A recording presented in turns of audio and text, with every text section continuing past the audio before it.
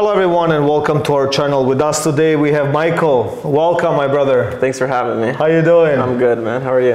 Today we'll be talking about something completely different, but it's kind of related to real estate, and it has to do with aluminum. Yeah, we do lots of that stuff. A lot of that stuff. Yeah, throughout our video we will have a bunch of these short videos to show your impressive and detailed work. Thanks, man. Thanks. Right, so what is the company called? Yeah, so it's called Skoko Aluminum. We were started in 1989. 89? Yeah, by my parents, yeah. Okay. And my dad was a fresh immigrant when he started. He got into aluminum. A couple of his friends did it. He got into it as well. Okay. And sales were hard for him in the beginning. And so he got my mom involved. Oh, there you go. Yeah, my poor mom, pregnant, knocking on doors, getting jobs. Get out here. Yeah, man, no joke. It was a rough time there, right? Yeah, but it's interesting you say that, because 89, as far as I remember, in Canada, it was still good. But then, like, there were some rough patches and stuff like that throughout the 90s and stuff like that. So yeah, recession was coming around that time. Yeah, recession. It wasn't easy like for anyone, definitely. And then your parents started the business, right? Yeah, exactly. Crazy. Exactly. So we're been around now for like 34 years, so we've definitely evolved in the type of works we do. They did lots of subdivision stuff and also did some custom houses, but the custom house game now is totally different. It's the next level. People can see everything. There's Instagram, people are seeing up close. There's very knowledgeable clients now, and they know what they want. It's very clear on what people want, and it's easier to price, and there's not too many, here's a sample of this, here's a sample of that. So interesting you say that. It's interesting you say that, because like what I'm finding in real estate as well, the more you're climbing up the ladder in terms of, you know, money and quality and different types of homes and whatnot, the more people have a direction. Yeah, direction. People need from that. Beginning to end. Yes. They know what style of a house they're building, whether it's traditional or modern or French or for sure. Whatever the case might be. And then these designers sometimes make it easier, sometimes make it harder, depending on the projects and stuff like that, right? For sure. Like, I mean, it's the worst when you get 5 emails. One's from the designer, one's from the architect, one's from the builder, one's from the site super, all about one detail on the house. But hey, people are paying big money for these things. They need to be thought out and taken care of. And if it takes 5 emails to get a detail right, that's what it takes. Absolutely. Right? You gotta go. So so let me just ask another question. I mean, like, from my understanding now, there are different types and different qualities in materials, and there are new ways and new materials evolving all the time. All the time, right? There's always new materials coming out in the market. Up, right? You need to keep up, and there's definitely a lot of materials like from copper to zinc to lead copper to aluminum to pre-painted metal. The list just goes on. We have E-Stroff machines. We have the 5-inch K-style, the 6-inch K-style, the half-round E-Stroff. We have the standing seam machine. We have it on trailer. It comes on site with 2 coils. We can roll out full roofs on site. They don't need to be transported. They don't get damaged. There's a lot of machinery. Involved. We got 8 genie booms to go, like those man lifts to go up and down. We got lots of those. The trucks, lots of trucks and tools and brakes and all these hand tools. You'd be shocked and surprised. Some of the prices, like, I need it for this one bend, and it's like the tool's like $3,000. You're like, seriously? Yeah, I swear, man. You should see these roofing tools. These expensive European roofing tools are mad expensive. Out of hand, eh? Out of hand, and you're like, do I really need this? I'm like, but this customer, I really want to make this piece of metal nice for him. I'm gonna go get it. So you go and you invest in yourself, and it's like an art, right? You are always taking it to the next level with these custom houses. They're always coming up with different style roofs, designs, in and out, this, that. It's a lot. So let me relate something directly to real estate, right? Sure. So in real estate, like, I'm finding, you know, beautiful pockets that are from the 80s, from the 90s and stuff like that, and I'm walking through these homes, and they're, you know, they could be 3,000, 4,000, 5,000 square foot properties, and at that time, those properties were prime. That was like That was the area. That was the hot area, spot. the hot spot, the best of the best. Yeah. And I'm walking through, I'm like, it's just a big home, square, with small windows, plain. low pitch roof, and that's it, right? It was just big, I know. but nothing changed. But now, when you're talking custom, like when I'm going through custom homes now, they're like 5,000, 7,000, 10,000 square foot, 20,000, 30,000, and massive, top to bottom, everything. top to bottom, decked out, like Elevators. crazy. Elevator, bowling alleys, movie theaters, spas. It goes on. It goes pool, on. It goes inside, on. outside. Yeah. Nuts. Yeah. And to be honest, when you get to these high-end homes and stuff, and you're meeting other trades, honestly, you'd be surprised how many times everyone just like appreciates the work someone else did. It's like, it's nice when you go to these custom homes, you really feel appreciated over there, and meet a lot of people who do good work. It's not like, oh, okay, sure, they hired Skoke Aluminum, but they also hired that pool guy who's a top-notch guy, and this roofer, and this aluminum guy, and the list goes on. So it's nice meeting people as you go, and the network is always growing. Incredible, yeah. No, it's the same with our trade. Like exactly what you said, right? Like I mean, it's for us. Like we don't have a problem sitting with someone else in the room that's as successful or more successful. Well, we don't have a problem with that, right? No problem. Like always, it seems to like we always seem to be finding problems with people that are not making it, or they're like all of a sudden they become haters and stuff like that. Like, come on, guys, quick. You know what I mean? You know what I'm saying? Like but it is what it is. Everybody has their own choice, and let them do whatever they need to do. So, but on that note, doing projects that caliber requires also management skills. For sure. Requires different skills to assemble.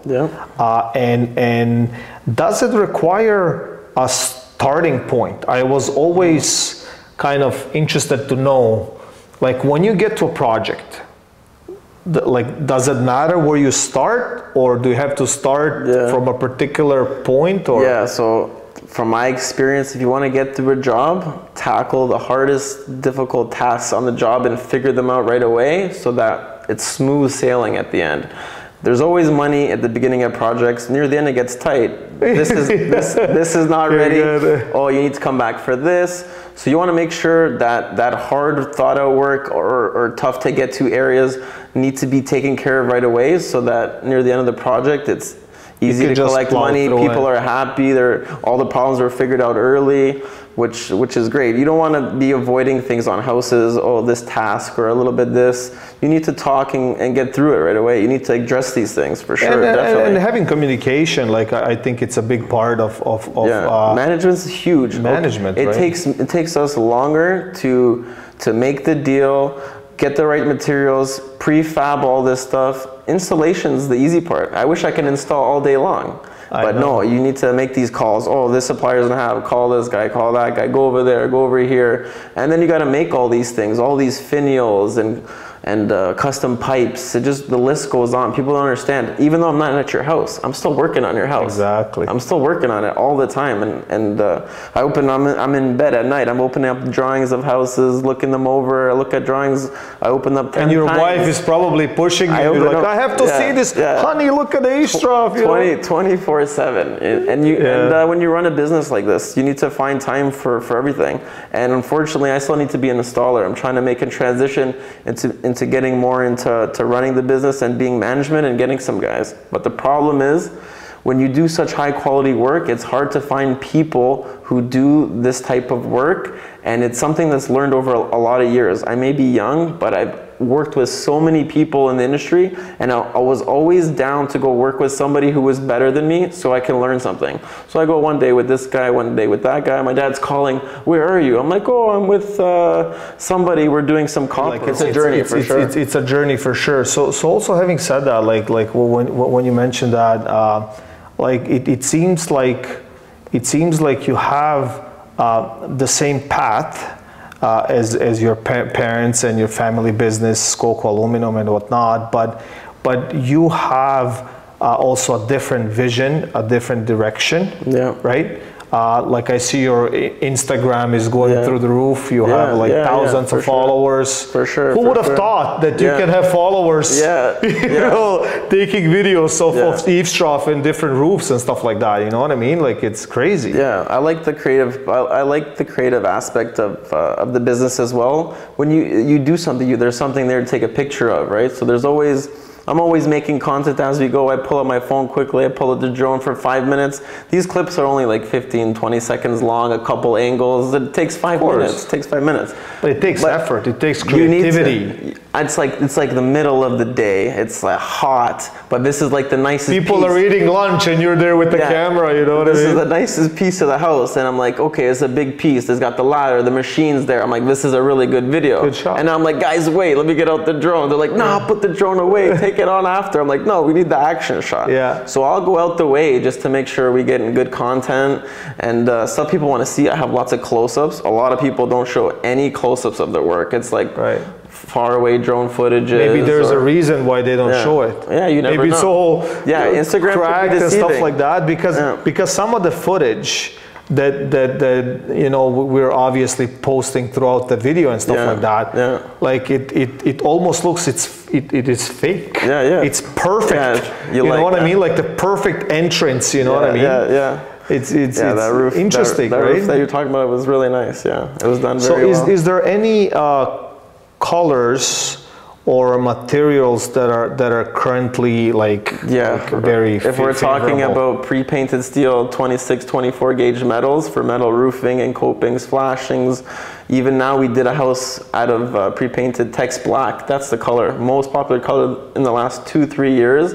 It's good for like oil canning. Textured black it's called, and it's got like nice flakes in it. It's got like, it's not a smooth finish, it's got a little bit, it's like a little bit sandpapery. It's not as rough as sandpaper, but it honestly, the people complain about oil canning a lot in metal roofing, and this color is like minimal. It's like so nice. And a lot of people like that, and we do a lot of lead-coated copper, which is fabulous to work with. It's a soft metal, you can stretch it, you can crimp it, you can fold it and twist it, you can work in cold conditions, hot conditions. Let's say zinc, you can't even work with zinc under a certain temperature. So you put these on some kind of cupolas and turrets. Is that what it is? Honestly, our favorite house is when we get all the turrets on the house, the cones. Those are nice. Cones, and mathematically, it's a mathematical skill that, and also you need to know layout in metal. We do architectural metal. This is all thought out metal. Every piece has a purpose. There's pieces to hide, so there's no fasteners. It just goes next level, right? So, and we have access to CLL Metals, which is a huge part of our business. And we go there, they have a CNC laser. They're CNC lasering my diamonds. I'm getting custom bench strips, soffit bench strips. Anything you want, send me a drawing and we'll print it out on the CNC in metal, whatever you want. That's incredible. They got all the big brakes and good. That's the custom stuff. Custom, you know what I mean? And people are paying for that, but even us as a realtor, like me in particular, right? Like when I'm in front of a house, it's called the curb appeal. Even though people say curb appeal is, you know, your driveway, your lawn, your flowers, your entrance or whatever, but sometimes, you know, like 30 to 40% of that could be your roof. If it has an angle, if it has that, you know, like the cones, or if it has like some interesting features like that, it can take your attention once you're, you know, approaching the house. And we've seen lately like a lot of black eavesdrops with black down, you know, black windows, a lot of black and white stucco and stuff like that, right? Like so, and similarly, we're trying to do it through our office here, right? With black and white, black and white. It's a nice office. Thank you. So do you have any favorite designs or any favorite roof designs or like, is it diamond? I like the diamonds. The house needs to be right for the diamonds though. I feel like it really needs to suit the house. I don't suggest diamonds on every house. They are nice. I know people want to add them to their houses. Sometimes it's not the right choice. Sometimes standing seam roof is better. But yeah, if it's the right, especially if it's just like a few areas in the house, you don't want to kill it with the diamonds. Like I don't like the full roof diamond look. But if you have to ask me, it my can favorite, overtake it, right? Like if it's gets too busy, it's right? too busy. It gets too busy. But if I had to pick my favorite style home, it's definitely gonna have to be like a French chateau, slate roof, lead copper, nice CNC, water jet lasered stones and designs and stones. Oh yeah, okay, there you go. That's the good stuff. Yeah, that's what I like. I like the French chateau, and the French chateaus too. They have lots of the cones and they have nice chimney caps, lots of metal details. I like houses with a lot of metal detail, basically, lots. Well, I mean, you're in the business, so it helps, right? We like the metal, yeah. So it helps. So let me ask you a question. Have you ever had a situation what kind of situation? Where the owners or the designer looked at you and said, well, how old are you? Like, I mean, do you even know how to do this, or like what? Yeah, for sure. There's been houses where I walk in, there's like a little group meeting there, everyone's in a circle, I walk in. And they're thinking you're still somebody's cousin. Yeah, I walk in there and then I'm like, hey, how's it going? And then they just say, hey, can you leave your card there? I say, sure, no problem. I come back a couple days, no call or whatever. I come back, cards in the same spot. Sometimes you really need to like you gotta be a go-getter. Like sometimes when they turn me around like that, I don't let them unless they're really busy. If they're busy on site, they had a meeting. Sure, this time they had a meeting. They were busy. But the card, when I came back, was in the same spot. After the meeting, he could have came, took the card, put it in his pocket, at least. So I came in the house, the card was in the same spot. We get that all the time as realtors, right? So you really need to, like, sometimes they want to turn me away. I don't let them. I'm like, no, let me show you. I'm like, I'm better than whoever you're gonna use. I want to show you. Can I show you? Did that change their mind? For sure. There's been jobs where I've been turned around. I'm already walking out the door and I said, no, I'm not losing this. I want to do this house. I'm not gonna let them turn me around. I turn back around like, sir, please take 2 minutes. Let me show you a couple things I do. This style house is one of my favorite styles. It's got metal. It's got this. It's got that. I go, we'll do a really good job for you for a good price. Okay, fine, Mike, let me see. Oh, sure, Mike, can I get a quote on this? Can I get a quote on that? And I go, yeah, right? Or I could have just, he said, oh, I'm busy, or don't talk to me, leave your card, walk out the door. No, you can't give up, man, you can't. You gotta make sure you go the extra step and at least one more deliver, try. Right? And one more try. Like, okay, it's easy to say, go knock on the door, say your little speech, and he says, no, thank you, and you say, okay, bye. But you need to be that guy who's going to try one more time and try to convince someone. Yeah. So let me tell you a little story about myself. It was here in Lakeview. Yeah.